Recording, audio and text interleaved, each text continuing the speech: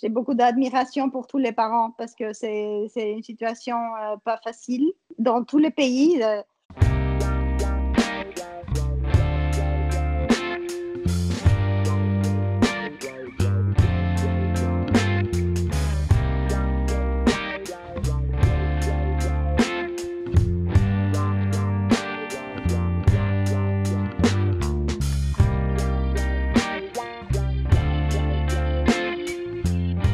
Ça fait 5 semaines maintenant qu'on est à la maison.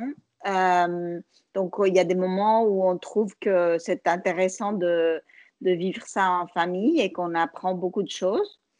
Il y a d'autres moments, comme la dernière semaine, où on commence à sentir que c'est très long et surtout pour les petits, surtout pour mon aîné de 2 ans et demi, on sent qu'il a besoin de beaucoup plus d'espace. Nous, on a une terrasse et c'est déjà bien. Je suis contente qu'on a au moins ça. Depuis la 3e semaine, les enseignantes de sa crèche ont proposé de nous voir par vidéo avec les autres petits. Ils n'ont que 10.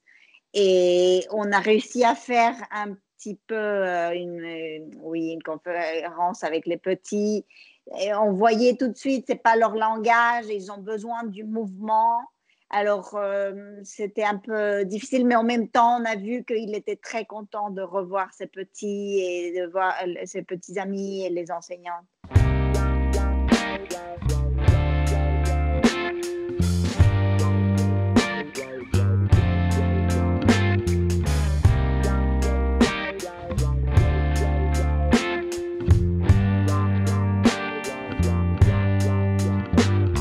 Par exemple, un endroit où il peut casser des noix avec des cailloux, avec des pierres.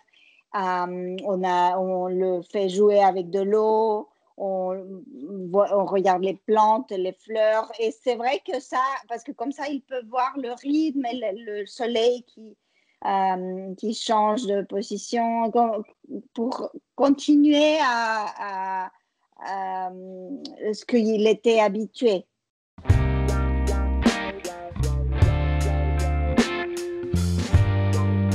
Normalement, il va faire la sieste à 2 heures de l'après-midi.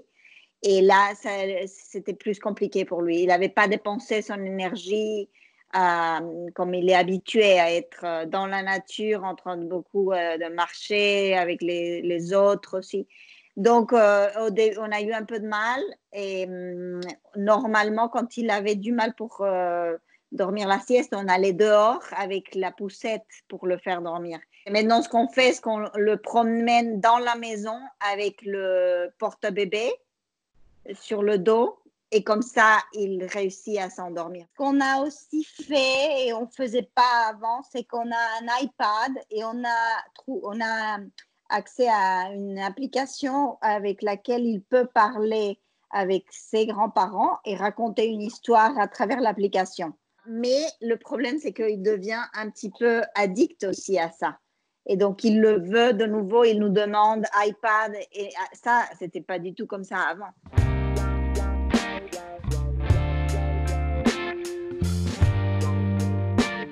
Notre aîné est en train de laisser les couches et il va maintenant aux toilettes. Et c'est très bien que ça tombe exactement maintenant parce qu'on a tout le temps pour l'accompagner.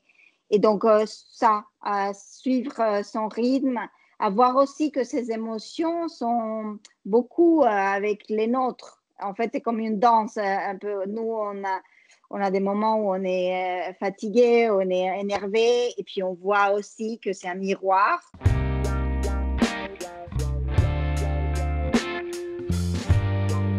On commence à parler, on commence à entendre parler de qu'ils vont les laisser sortir, ils vont laisser sortir les enfants.